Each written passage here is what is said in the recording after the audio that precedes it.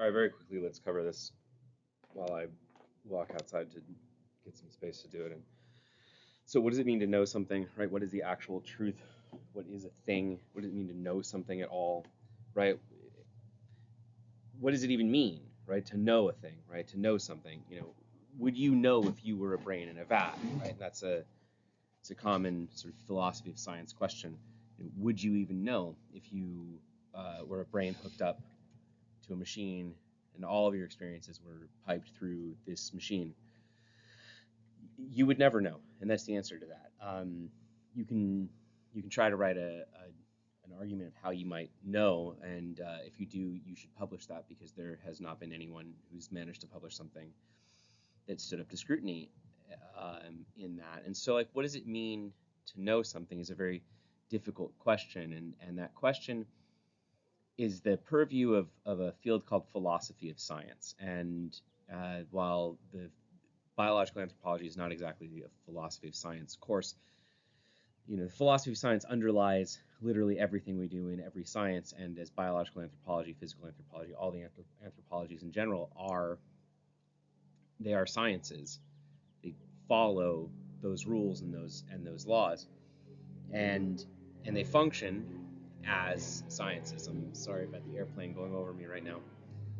So in the way that they function as sciences, we have to think about ways that we know something, right? And one of the ways of knowing something is through the scientific method, which you've probably had covered in your lecture course, I would imagine by now. If not, then it's coming very soon, covering what the scientific method is. And the video that I posted also has a discussion of what the scientific method is, the video lecture. So let's talk about ways of knowing. Let's do this. Next slide. Come on.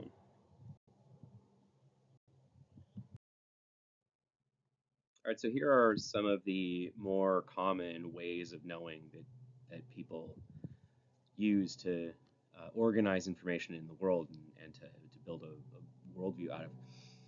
And the first is tradition, and tradition is sort of the way things have been done. If it ain't broke, don't fix it. We are fill-in-the-blank people, and we do things the fill-in-the-blank way. Again, aircraft going over me, I'm sorry.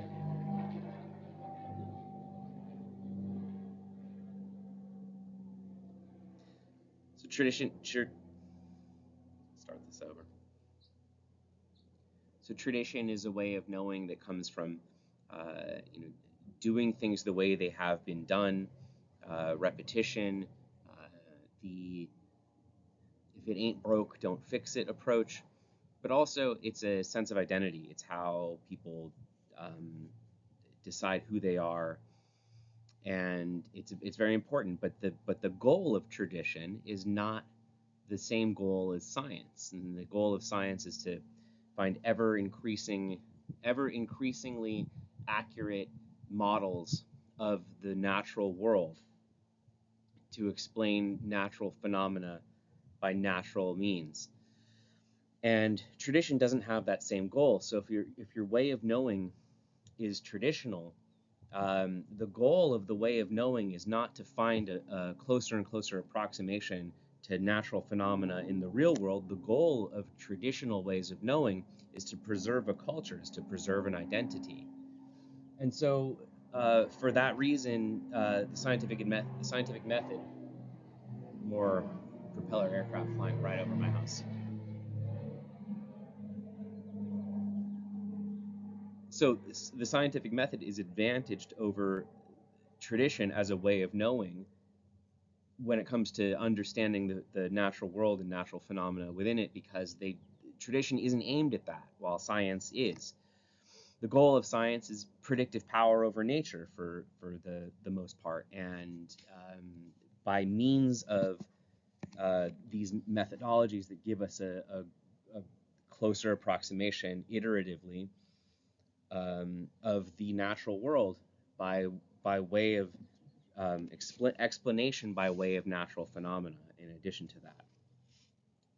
So intuition as a way of knowing is also a different It has a different goal than the scientific method. Intuition as a way of knowing. The goal is usually something like self-preservation, um, or keeping yourself sane, or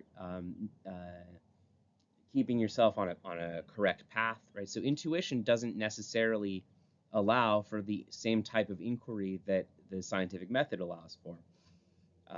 And intuition can be proved wrong. And while intuition isn't exactly peer reviewed either, so that makes it difficult as well.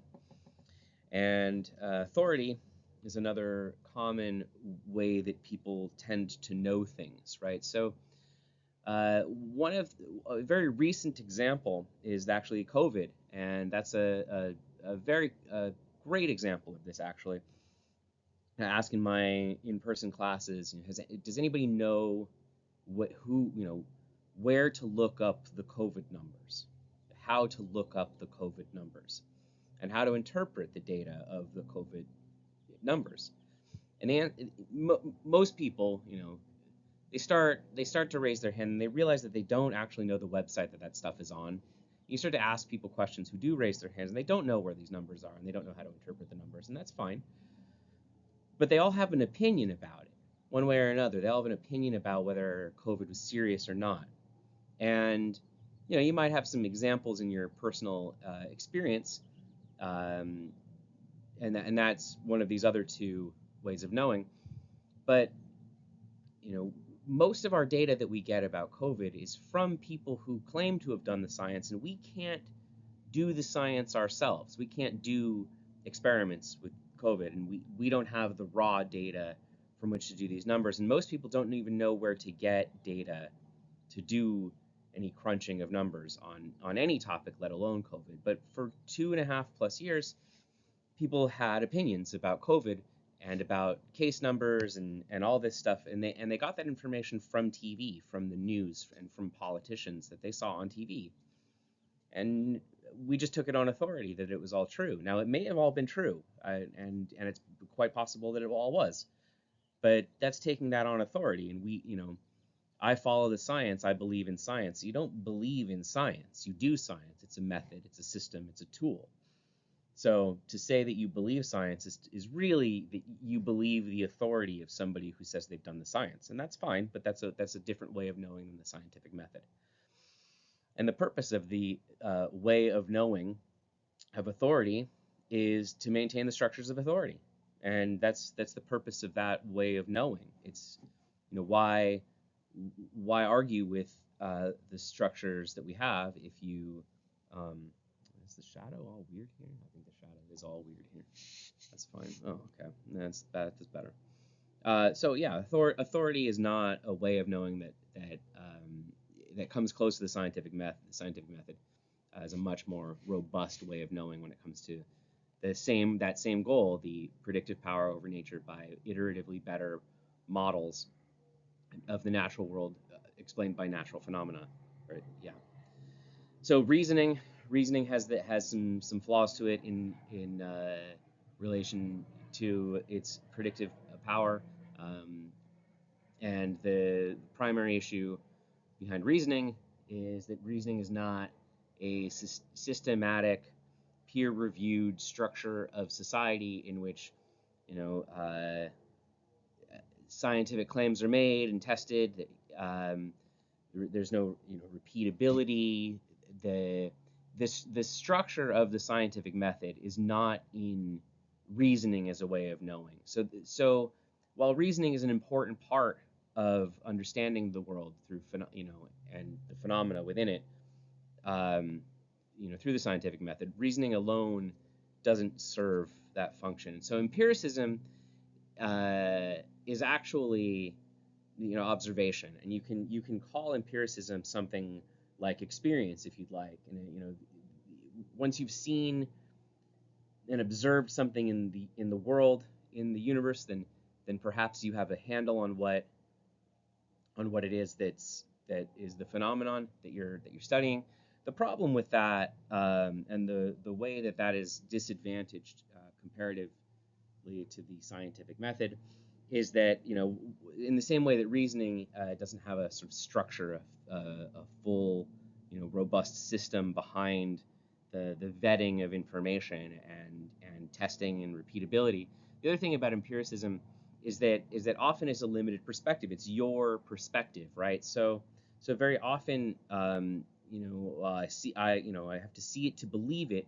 Makes it very difficult for you to engage in science because you can't do every experiment. And so these are some of the ways in which the scientific method is advantaged over other ways of knowing for the purposes of understanding the universe. Anyway, I hope that's helpful.